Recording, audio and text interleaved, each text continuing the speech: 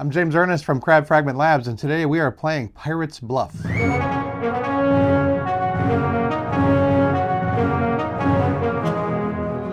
Pirates Bluff is a really fast-playing game. It plays so fast, it's kind of hard to do a demo of it. I have some fake players here with me today. I'm playing with a steampunk owl, a Lego shark, a Santa Claus incense burner, and a wooden pig from Nassau in the Bahamas, I think. If you know Liar's Dice, you know this game. This is basically Liar's Dice with two differences. You play with cards instead, and there's no turns, and that's the big deal. Everyone bids at whatever rate that they want, and if you don't act fast, you're not in this game. The deck is just the numbers 1 through 8. There are 8 copies of each, and there are 8 wild cards, so that's a total of 72 cards in the deck. There isn't a big difference between the numbers, but there is a little letter under each number so that each card is unique. That's important for tie breaking only in this game. And the art from these cards comes from After the Fog, which is another game we have in playtest right now. Before the hand, everyone is going to pay an ante of 1 coin. That makes the pot. That's actually all the pot there is. The only other money that changes hands is the penalty that gets paid from the winner to the loser. Everyone starts with a hand of 7 cards, and we're going to look at our hands, pick 1 card to play as our starting card, and then all hell will break loose. All right, we've all looked at our hands. We've all chosen a starting card. We're going to flip those up together, and then the lowest card has all the time they want to make an opening bid. Lowest just means lowest number, and if you play 2 numbers that are the same, we're going to look at the little letter under the number. So for the first card, I played a 1. With your opening card, you're sort of maybe trying to go first, but going first isn't all that important. What is important is deceiving people about what else is in your hand. So you're going to play something that sends people the wrong way, or whatever you can do to try to be deceptive. This is a game about guessing. It's about bluffing, which means it's also about deducing what other people have and what they're thinking. I'm going to go first because I played the 1, and I have all the time I want to think about my opening bid.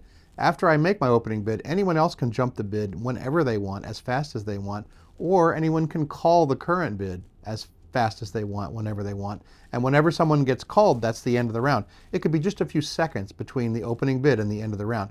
So I'm going to talk you through how they work and what we're talking about as soon as I look at my hand and see what's going on.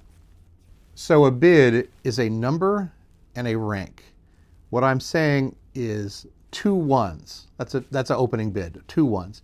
When I say 2 1s, what I'm saying is between all of us in the game, including our starting cards, there are at least 2 cards of rank 1. Zeros will become 1s if they're in a hand with other 1s. If they're not in a hand with other 1s, they can't become anything. Now, probably there are 2 1s in play because I played one of them and I'm probably looking at the other one. So it's a safe opening bid. Now, anyone who wants to jump that bid, to raise the bid, has the option to make it harder in a couple of ways. Harder being higher cards are just strictly better than lower cards. So they could say 2 3s or 2 4s or 2 5s. Or they can increase the number of cards in the bid, in which case the rank sort of resets. So if the bid was 2 5s, someone else could say 3 1s, and that's a higher bid than 2 5s.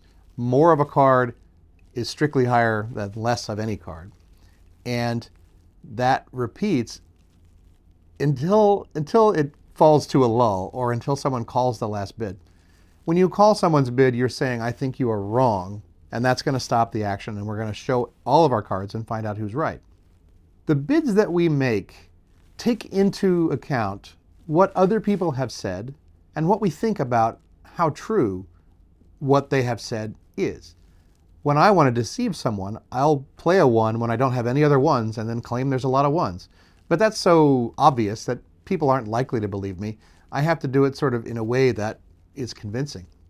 So let's say I've made my opening bid of 2 1s, the game is on, and then right quick, the bids go 2 3s, 3 3s, 4 3s, 4 4s, I'll say 4 5s, 6 8s, 7 8s. Okay, finally.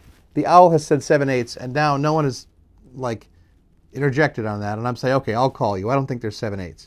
So that's it. It's over. And now the game is between me and the owl. Everyone else is just watching. because either I'm right and there aren't 7 8s, or the owl is right and there are 7 8s.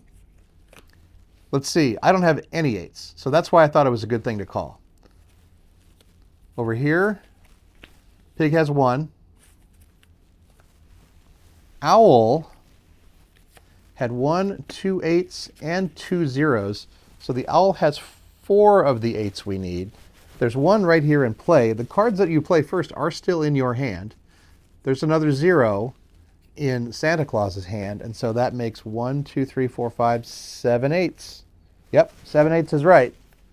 And there, oh, look at this, there's 3 more of them over here. 8 0 0 in the shark's hand makes for far more than 7 8s. So the owl is right, there were at least 7 8s. I was wrong. The owl gets the pot. The owl also gets a penalty from me equal to the number of cards in the bid. So 7 8s means 7 coins. 1, 2, 3. I owe another 7 coins because I called and I lost. So that happens, and then we play again.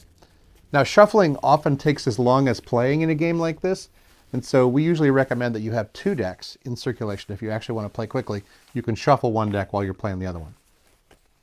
So like I said, a 0 can only become the called rank if it's in a hand with other cards of natural cards of that rank. So those 0s in that hand could only become 8s because they were in hands with more 8s. Let's play another hand of Pirate's Bluff. Let's see how it goes. We start by anteing 1 coin each. And we get hands of 7 cards. The number of cards you start with does taper off if the group is big enough, because the goal is to have the right number of cards left over in the deck so that not everything is out. You want the contents of everyone's hands to be fairly mysterious. I mean, there are reasons why Liar's Dice is played with dice. You don't know a thing about what number someone's rolled on their dice. With the cards, you know there's limits. You know there can only be so many, and there must be a few. There are probably a few. You can see some of them already in play. And of course, you know what's in your hand. All right, I've set everybody's hand. We're all going to turn over our top card as our lead card. So I've turned over an 8. Here's a 3, a 7 from the shark, a 5 from Santa, and another 3 from the pig. So we are tied for low card. We're going to check out the letter under the number. F is lower than H, and so Owl is going to have the first bid. Now, Owl can take as long as she wants to think about this bid, and after that, we're all going to bid as fast as we feel like it. Owl's going to start off with a very easy bid of 4 3s, and it's perfectly safe because she's holding a 3 and a 0. Those are both 3s for the purposes of bidding 3s. And she's got 2 in play, so 4 is clearly true. A safe opening bid of 4 3s. And now everyone can bid as fast as they want. So 5 3s, 5 6s, 6 6s, 7 6s, 7 7s, call. Okay? So that's how fast that might have gone from just people screaming stuff out. And as soon as someone says call, now you have to say exactly call. You can't say, I don't know, that doesn't sound right. You can't play around like that. Like, you've got to be very precise in your bids and your calling. And there's various rules for what happens when 2 people shout the same bid at the same time, and what happens if no one will move the action forward. Like, there could be a bid that no one calls or adds to.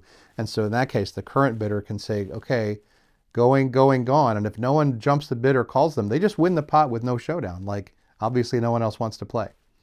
All right, so we got as high as 7 7s before, let's say Shark said 7 7s, and let's say Pig said that's impossible and called. Let's take a look at our hands and see what's actually out there. Are there 7 7s?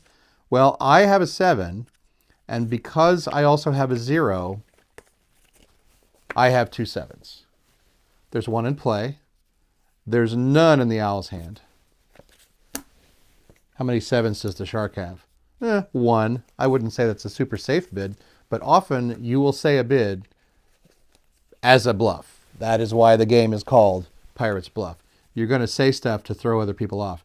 There's a 0 in that hand, but there's no 7s in that hand, so the 0 cannot become a 7. And in Pig's hand, why did Pig call that bluff? Because Pig only had 1 7. So let's count all the 7s we have. We've only got 5. That's not anything like 7. Pig was right to call. Shark was wrong to say it. And so Pig wins the pot. And because the number of cards was 7, that's also 7 coins. These are quarters, so that's 5, 6, 7 coins added to the win for Pig. That's how you play Pirates Bluff. It's much more raucous with live players, and it does require a little bit of practice to get into and learn your way around it, but it's a super fun game. I highly recommend it. You can make your own deck with several poker decks, or you can order or print your own from Fragment Labs. We have a very nice version of it on drive-through cards. It comes in its own tuck box like this, or print and play files at crabfragment.com. Thanks for playing. Hope you enjoy Pirates Bluff, and I hope you play all of our games at Crab Fragment Labs, and I will see you at the table.